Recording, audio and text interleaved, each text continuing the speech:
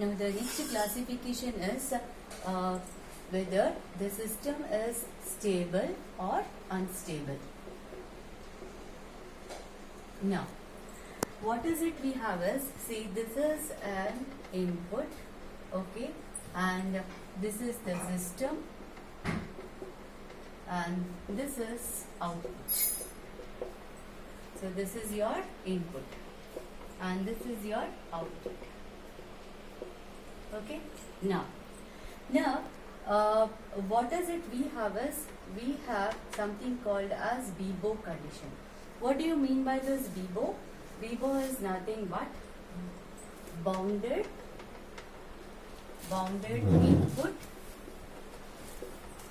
bounded output. Bounded input, bounded output. Now, the system is said to be a stable system. Okay, it is said to be a stable system if the input is a bounded input. If the input is a bounded input, and the output also is a bounded output. That means what?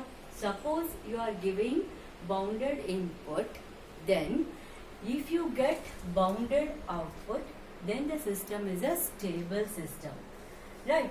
If suppose if you are giving bounded input but you are getting the output to be unbounded, then the system is said to be unstable.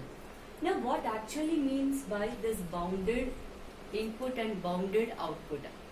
That's nothing but mod of x of t must be less than or equal to some n. That is, this part must be converging. This part must be a finite value. It must be a finite value. So, if your input is a finite input and if the system is stable, then you get a finite output. That means this also must be bounded. The value of y of t must also be less than or equal to mod y of t must be less than or equal to m. So, how we have to identify now? Now, depending on the input x of t, whether if suppose we are giving an input which is a bounded input, then we have to check whether we are getting the output to be bounded or not. If we are getting the output to be a bounded output, then we say the system is stable. If suppose that we are getting the output to be unbounded, or that means you are getting that to be an infinite value, then we say that the system is unstable. Now let's go with the examples based on this.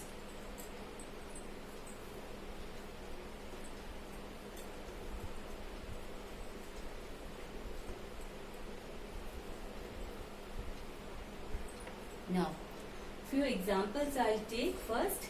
Simple examples. First one, y of t is equal to x square t.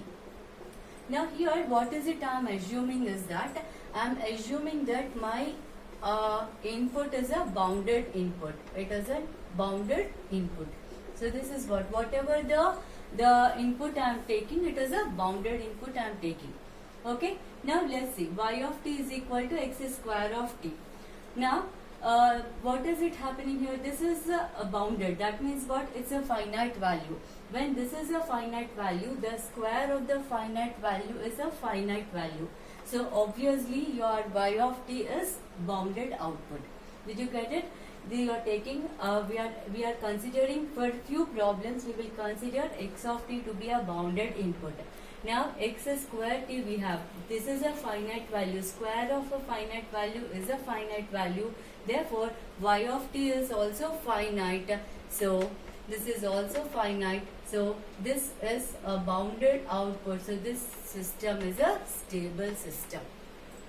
Now one more example we will take. Now y of t is equal to e to the power of x of t. Again the same reason. Now x of t is what? I consider this to be bounded input. Your x of t is bounded. So this is less than or equal to n. It's a finite value.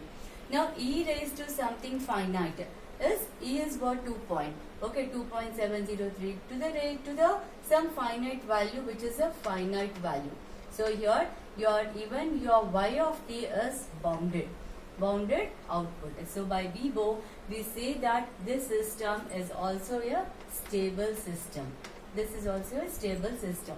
Now, I'll take other example now. Example 3. Okay.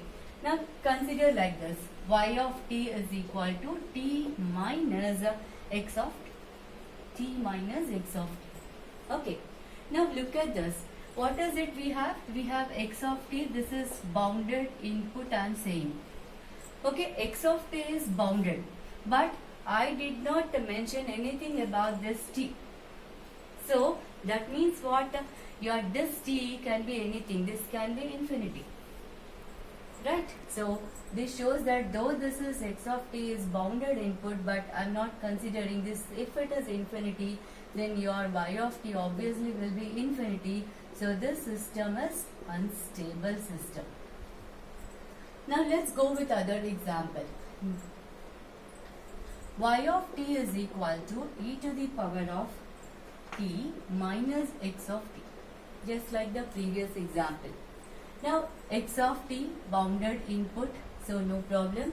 E part t you have. If this t is tending to infinity, again this will become infinity. So your y of t also will be infinity. So this is again an unstable system. Unstable system. Right. Few more examples we will take, but before we go with the other examples, we have one particular condition. What is it actually? If we have a necessary one particular condition here.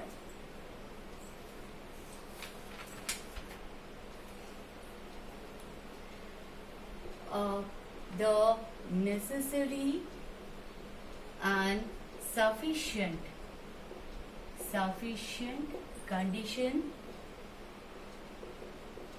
condition for a system to be a BIBO stable is given by integral minus infinity to infinity mod h of t dt. This must be less than infinity. Okay. Now what is this h of t? H of t is given by impulse response. Is nothing but impulse response of the system. Sometimes if the stability can also be found not just by the x of t or y of t, but if the impulse response of the system, based on the impulse response of the system also, you can actually give the stability of the system.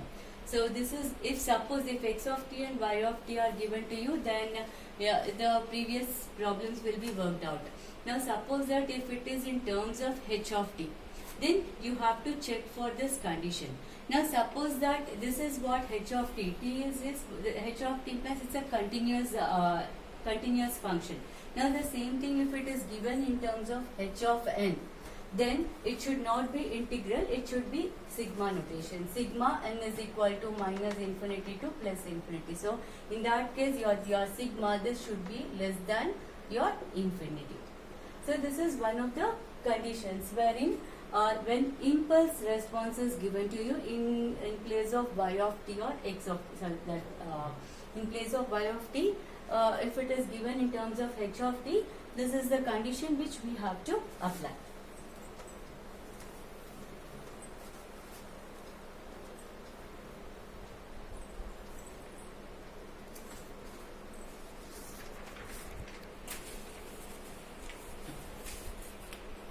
Now,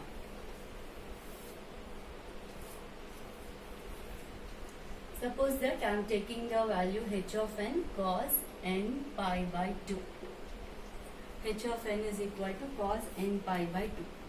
Now cos n pi by 2 obviously exists minus infinity less than infinity. So cos n pi by 2 exists for this. Okay, minus infinity less than n less than infinity. Now obviously h of n is not equal to 0 for n less than 0. Now, for stability, what is it we have to do? We have to consider n is equal to minus infinity to infinity. Mod h of n must be less than infinity. This is what we have to check. Okay. Now, so here our h of n is minus infinity to infinity. Mod of what is the function we have? Cos n pi by 2. Mod cos of n pi by 2. Now, if you see for all odd values, n is equal to 1, pi by 2, which is 0, n is equal to 3, pi by 2, 3 pi by 2, it is 0, n is equal to 5, that means for all odd values, it is equal to 0, okay, and for all even values, it will be equal to 1, okay, so it will be 1, 1 and so on, it will be 1. So for all values, it is even values, it will be 1 plus 1 plus 1. And if you look into the summation, okay, if you look into the summation of this will turn out to be infinity. Therefore, this system is an unstable system. The system is an unstable system. Okay.